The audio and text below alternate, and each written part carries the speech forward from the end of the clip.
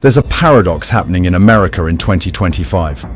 The richest country in the world, where people talk about AI and space travel, is seeing hundreds of thousands of citizens sleeping in their cars every night. It is better for you to leave first and to set up a soft landing for your other immediate friends and family. I'm just gonna say it because nobody else is saying it, even though we're all thinking it. The American dream is to leave America. Nearly 9 million Americans have left the country. And if there were a new state called Expatland, it would probably be more populous than Vermont, Wyoming, and Alaska combined. After all, what made citizens of the world's richest nation, once hailed as the land of the American dream, choose to leave their own homeland? Let's look at the small details in life. A supermarket bill for almost $300 for just 1 week of groceries. A retired couple has to count every penny to pay for health insurance that costs as much as their rent.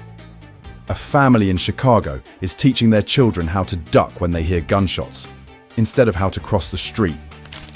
This is no one else's business. This is our story. And if nearly 9 million Americans have left, perhaps it's time to ask again. Is staying in America still the right choice? And are we the next ones to pack our bags? Let's start exploring. Going to the supermarket is so expensive now.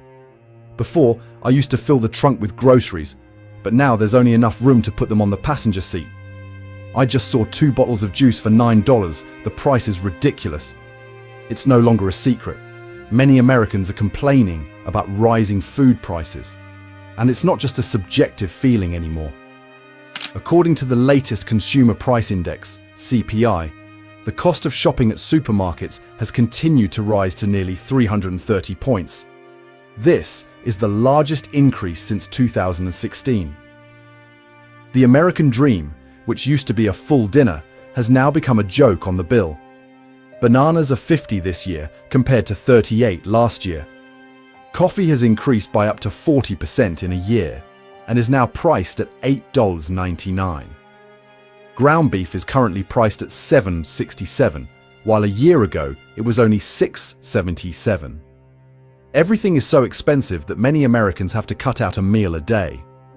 It's no coincidence that 52% of Americans believe living abroad would be cheaper and of higher quality. They don't talk in theory. They looked at the wallet. They compare. In Mexico or Costa Rica, a family can live comfortably on 50–60% of the cost compared to the US. For some ones a month, you can rent a bright apartment and eat at restaurants a few times a week. In the US, that same amount of money would barely cover your health insurance.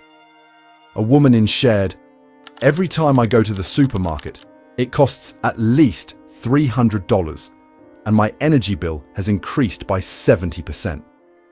I earn more money than before, but I have less left at the end of the month because all my expenses have increased." In Tampa, to live comfortably, you need to earn $111,000 a year, which is unimaginable for most of my friends. Many people, after trying, finally decided decisively, we're leaving. For family life, for the children, for safety and happiness. They prepared their immigration documents, researched thoroughly, and compared the cost of staying versus starting over elsewhere. A musician said, "I used to play music 4 to 5 times a week, which was enough to live on and save. Now the income is higher, but it's still not enough to cover expenses. Inflation, housing prices, utilities, food, everything is suffocating. I don't see a future here anymore." What I find most paradoxical is that America always prides itself on being the world's #1 economy, yet ordinary workers feel like they're losing right on their home turf. When medical bills are higher than rent, when beef becomes a luxury, people start to look beyond borders. In the US, retirement in 2025 no longer means retiring, but seems to mean retiring from steak to oatmeal. A lifetime upgrade for a lifetime of dedication. In your opinion, is this just a temporary blip, or a sign that the American dream is cracking from within the kitchen? What do you think, with the money you have now? Would you choose a simple dinner in the US, or a full seafood meal in Mexico. And remember, the cost is just the surface. There's another nightmare that makes many Americans want to leave, even before they reach retirement age.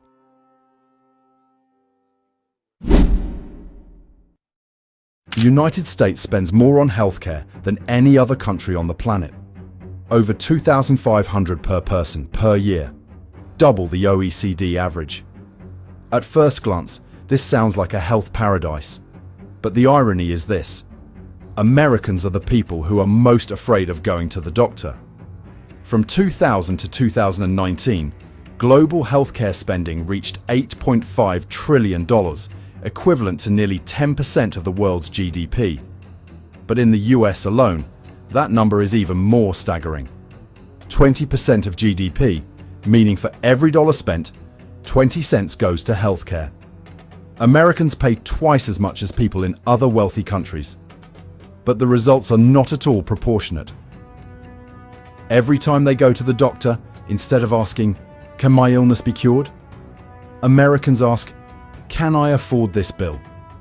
For an emergency visit that only requires a light bandage, the bill can be $3,000 and $5,000 if insurance doesn't cover it. Entering the hospital is like entering a casino. You don't know what you'll come out with, your health, or a bill that's half the price of a car. Not stopping there, many people are frustrated by the way the American healthcare system is operating. Some people even quipped, "Going to the hospital in the US is like stepping into a casino. You don't know what you'll come out with, your health or a bill worth half a car." So, yes, the amount of people saying they're ready to leave the U.S. is insane. Look, I've been abroad with my family since 2016. It was like really pulling teeth trying to get people to move out of the country, right? Fast forward almost 10 years later, it's like everybody and their grandmother is saying, "I want to go, I want to go, I want to go." So let me just give y'all some advice. Don't romanticize about leaving the country. A large number of people that are leaving, they are actually going back, okay, to the U.S. The other thing is, do your research. Try to go visit some of these places because someone may be showing you one part of a country, but not every single aspect of the country. And in order for you to really understand what's going on in those countries and the nuances in regards to going to school, going to the grocery store, flushing the toilets, okay, getting a driver's license, going to the standing on the bus stop, like all of these little nuances you may not get watching someone's, social media videos, right? The number one thing I tell people is that if you are looking to move abroad, only leave if you have a great opportunity or if you have a business situation or retired or whatever the case may be. Don't just pack up and leave. Because of this, you may end up running right into the same issues that you had before that you were trying to leave in the first place. The last thing is going to be everybody that's saying that they want to go can't actually go and will not go. So it's going to be a lot of this going on. But unless they have the resources, the money, the this, that, and the other, most of it is just this. It's just lip service. Okay, so unless you see somebody packing up their whole house and yada, yada, yada, which I do not suggest you do that.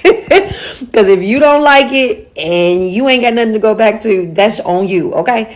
But to be quite honest, everybody that's bumping them gums, they are not leaving the U.S. If you want me to answer any of your questions, just go ahead and write a comment and I will respond back to them via video. All right. Until the next video. Peace out. People are leaving America. Caribbean and Latin Americans better wake up. North America is in financial trouble. Look at how many Americans are flocking to the Caribbean. Not only are they flocking to the Caribbean, but there's a lot of Americans who are flocking to Asia. Okay, I watch them on TikTok. They stream at nighttime, sometime at night, right? Because of the time difference, you could see them in at 4:35 a.m., right? They're streaming live. They even got ebooks promoting and selling to other people. of how to leave the United States. So there are people on TikTok with these ebooks. They got these ebooks. They're in Vietnam, Malaysia, wherever. How to leave America, right? And these are Americans who migrated, some last year, some right as MAGA took charge. Okay, so a lot of people are migrating out of the United States, and I don't know if they're coming back. Most of them complain of political uncertainty, high levels of racism, high levels of attacks from the government. Some people complain that they're gay and they're afraid of the now government in the United States because of their sexual orientation. Okay? So yes, you'll find these people on the internet, a lot of Americans who have migrated from the States, and some of them have vowed never to return. Okay? Some are even in Ireland, like Rosie O'Donnell. She's in Ireland. A lot of people have left the United States because they read Project 2025 and they saw what was coming and they bailed quickly. But like I said, I found Project 2025 and I'm going to make an in-depth video about it. Probably will be posted it on YouTube, and when I do so, I'll let you know. But whichever way you decide to go, stay safe. Peace. Here's why Americans are moving to Cartagena, Colombia. Check out this building that I'm staying in right now.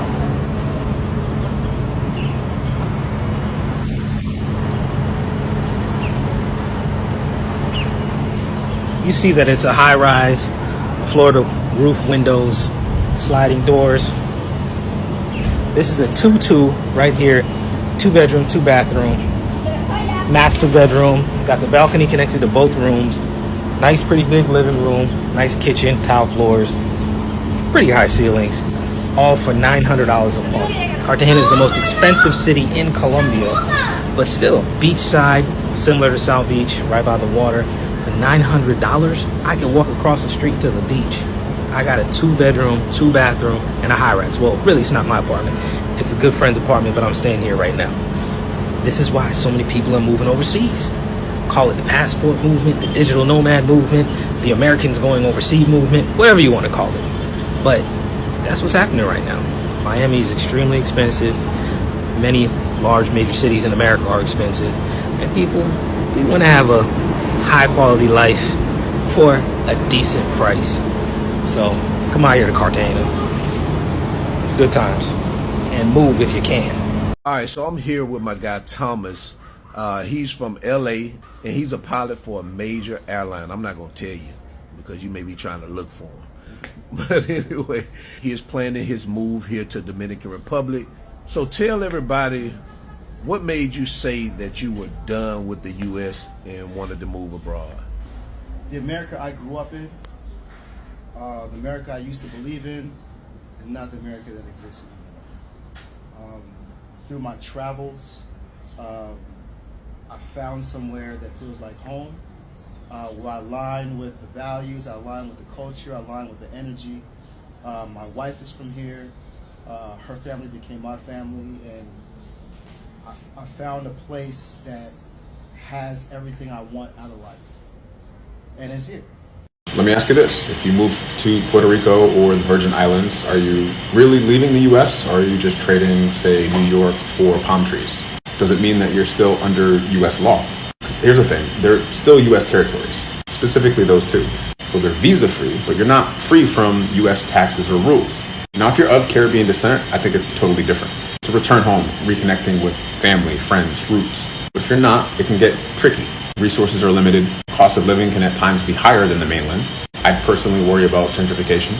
They are islands, and what are oftentimes familiar places to us, places of paradise and vacations, an influx of a ton of mainland Americans moving to these small islands can cause some pretty significant problems.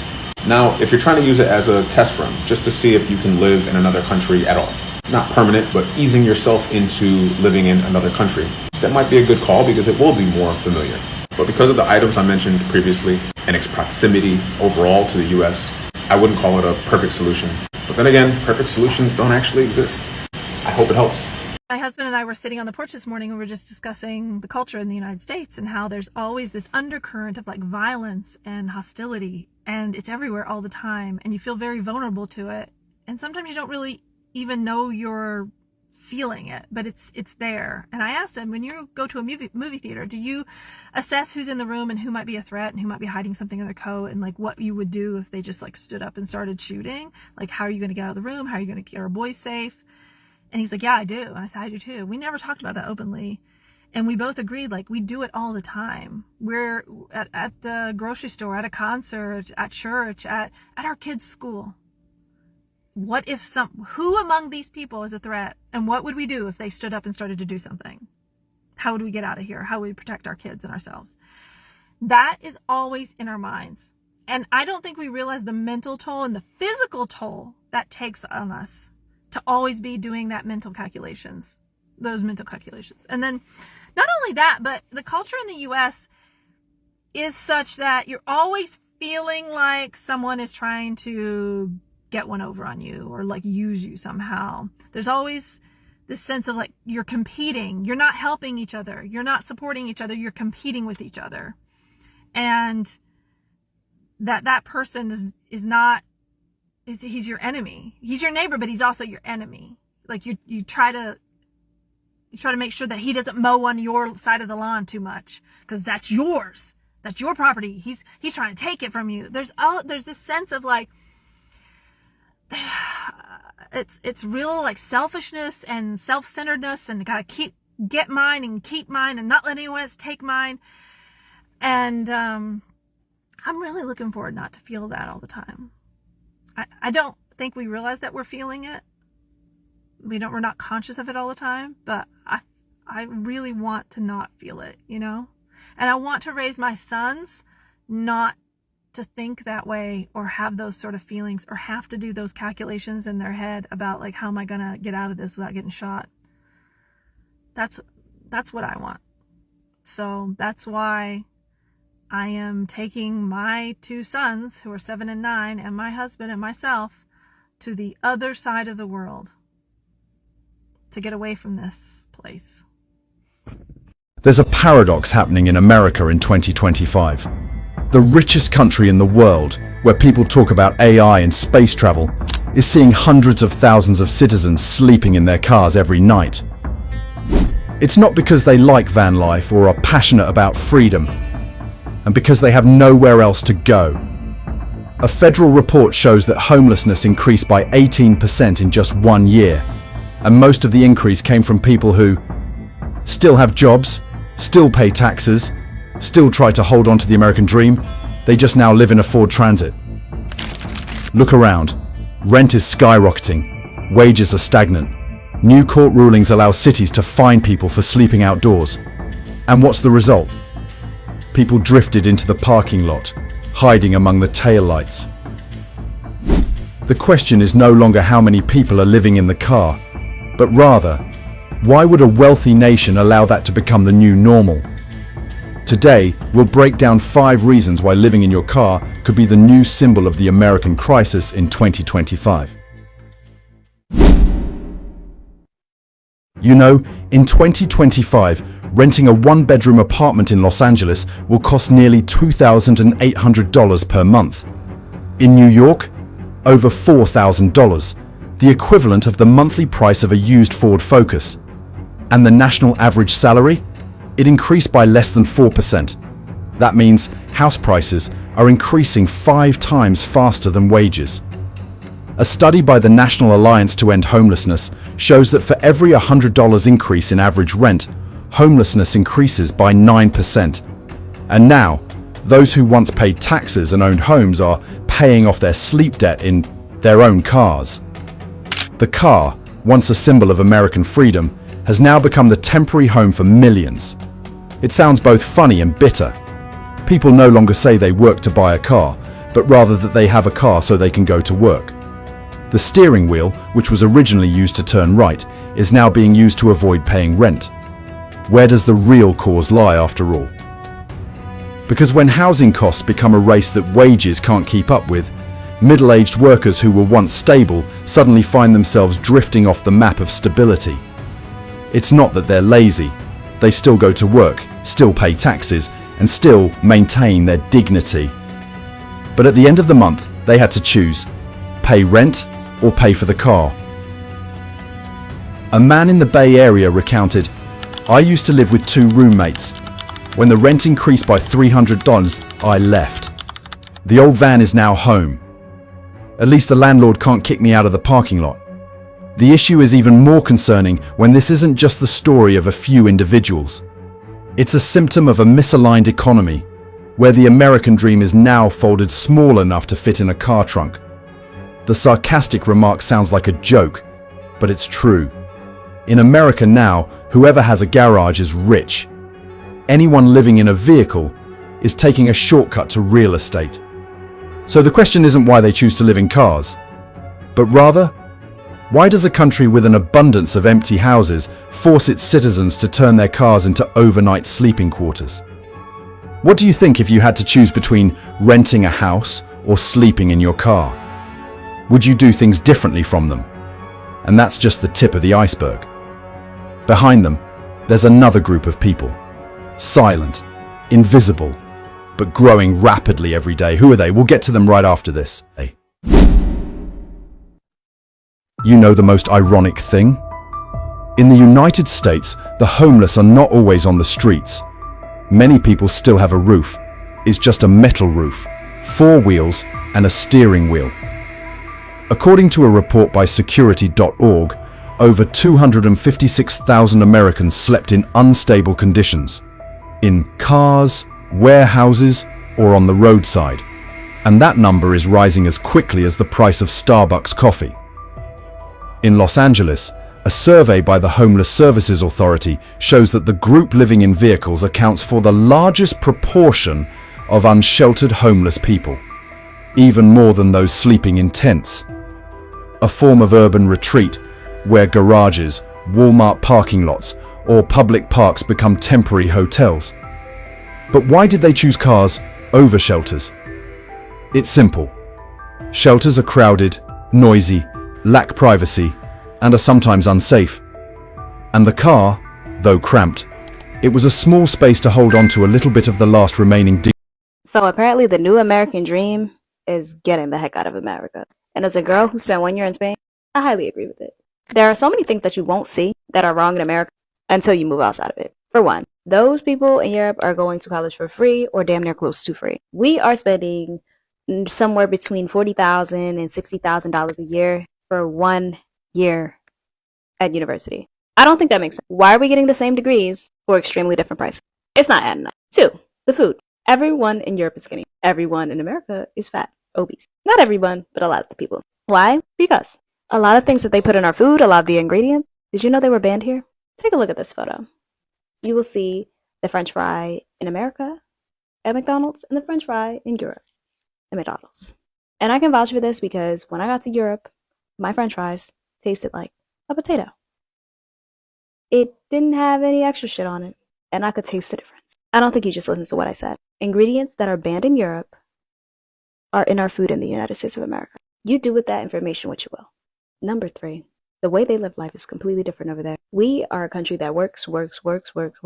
I am sick of hearing, what do you do for work? What are you doing after college? Da-da-da-da. Nobody's going to ask you that in Spain. Nobody gives a fuck. They're going to ask you instead, do you want to go for coffee? Do you want to go out to eat? What are you doing for? Like, these are all things that occur over there because they value spending time and enjoying life more than they spend being at work, more than they value being at work. And if you don't see an issue with that, well, you're just as American as they come, because this lifestyle is not for me. I ain't gonna lie. And not to mention the healthcare. People die here before they can receive healthcare. Why? Because they don't have money for the healthcare. Over there, I can get screws put in my ankle if my ankle is broken in 40 different places, all for $0. I don't have to worry about, I don't have money to go to the doctor to see what's wrong with me. Free. If you don't see anything wrong with what's going on here, and you don't see everything right that what's going on over there, well, What's up, beautiful and amazing souls? Guys, in today's video, I want us to talk about why so many Americans are running away from America. That's what we are going to talk about. So by now, I know that you've seen so many videos in social media platforms of people or Americans saying that they are done and they just want to leave America. Some are packing for the Caribbean, others for Mexico, others Portugal, and even Jamaica, the land that we all love. So others are actually documenting their life in Europe. I mean, the American dream is to leave America. Guys, that even sounds dramatic, right? But of course, it's more than the internet talk. It's actually a reflection of a real quiet exodus of people who feel the dream that they were sold to does not exist anymore. So I don't know if there were some cracks in the dream or what, because for so many years, the American dream, that slogan, guys, meant opportunity. But even now, if somebody talks or tells you the American dream, you just equate it to a land of opportunities. Actually, guys, in America, they believe that the more you work hard, the more you get rewarded. I think it's just like here on YouTube. The more the videos, the more the money.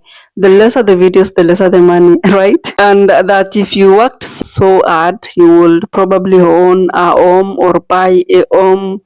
You will raise your family and retire in a very comfortable life later on. But for many people, that dream feels out of reach. It feels like it's really far.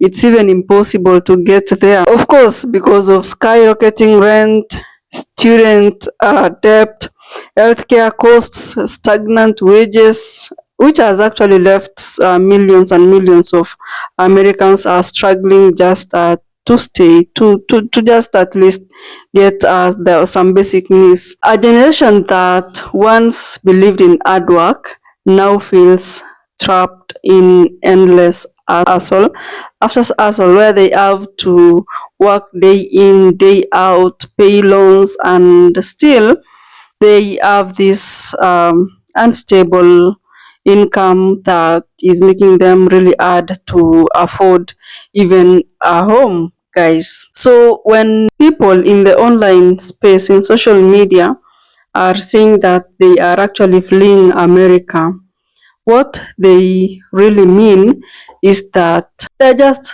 fleeing, they're running away from exhaustion. That's how I understand them and I listen to them. We just listen to the videos. I don't know what you think about that. They are saying that we have tried so much in our country and comfort comes with a lot of costs and it does not really make sense. Also, healthcare, basic healthcare can actually lead to bankruptcy. And rest, if you want to rest, it feels like rebellion. Which kind of a country is that, guys? My God. In America, you live to work, but in other parts of the world, you work to live. Look at that, guys. So a couple of social media have become a window to the world where people come out, they express themselves, and they make us understand what is really happening in the world. Every day when you wake up,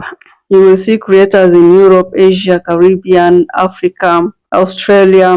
They're actually showing much simpler way of living, slower lifestyles. They are eating fresh foods from the farms.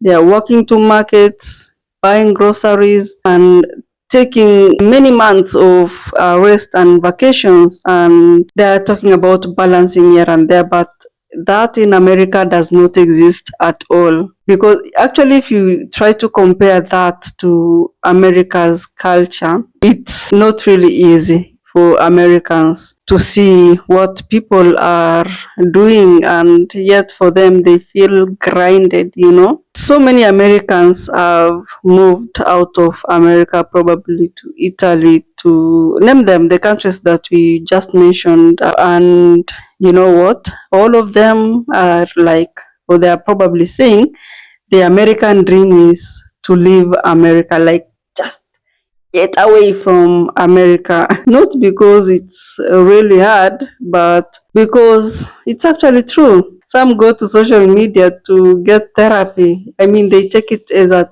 therapy room where you finally, you know, find a place and a space to shout, and you know, you'll feel like you have people listening to you, and yet you're just there alone, like me now, just speaking to my camera. Okay, this push, the push and pull, you know, leaving America, of course, it's because of so much stress. And of course, the pull from the up, that one day, one time, I'll get out of here and I'll be free, living my own life. Countries like Costa Rica, Portugal, Jamaica, they're like magnets, you know, magnets pulling in these particular Americans to their islands, to their country. Americans who are seeking peace, slower living, and a sense of community.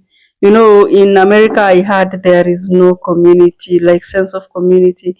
You cannot go to your neighbor, knock, and ask for some salt.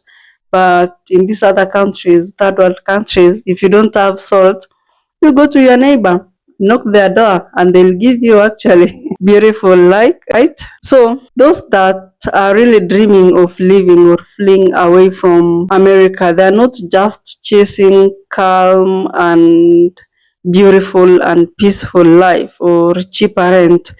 They're actually searching for something emotional, that is the sense of belonging. And in other parts of the world, people talk about life very differently. Remember, the world is different, with different culture, lifestyle. So others take lunch breaks, others work at lunch hours, others prioritize rest, not just revenue, others don't. Parents have time with their children, others don't. And of course, people go to see they go for their appointment to see their doctor without fear of, you know, being fired. And actually, for so many Americans, that's not just appealing, especially for those who have lunch breaks. They can go to for checkups without fear.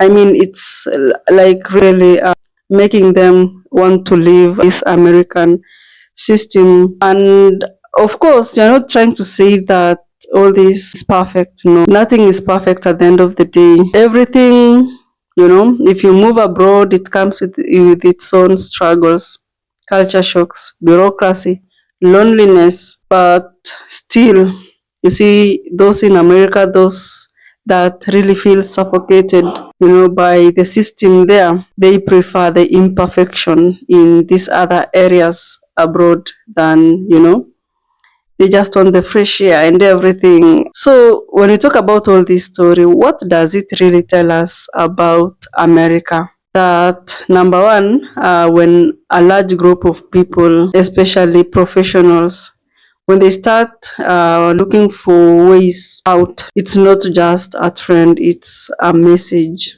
and a very strong message. And that people are not just rejecting America's political or political hemisphere or atmosphere, and also the economy. They are actually rejecting burnout, you know. They are rejecting the idea that success means constant suffering. This fleeing American movement, I can tell you, it's about wanting to live again, not just surviving. It's about wanting to live again, not just surviving. It's about warning policymakers, and that if the citizens of America believe that their best option is to live, then something at home needs to be fixed, actually. I can tell you that patriotism fades really fast when people feel unseen and overworked. Ironically, the movement of fleeing America might be a rebirth of the American dream is to leave America. Actually, what Americans are searching, that is when they think about going abroad. It's what the dream was supposed to promise all along: freedom, safety, fair chance, happiness, all that, peace, and these people are realizing that they might have to cross an ocean in order to find it, and that's what they are doing. So I know we shall continue seeing so much videos about people wanting to leave America, because also what is happening right now in America: snap cut off, healthcare disrupted, government shut down, farmers crying, chaos. Anyway, this story is not really about geography, it's about identity. People are not losing faith in themselves, they are losing faith in the idea that America is still the only land of opportunity. Thank you so much for watching this video. I appreciate your presence. I'll see you in the next one. Subscribe to the channel.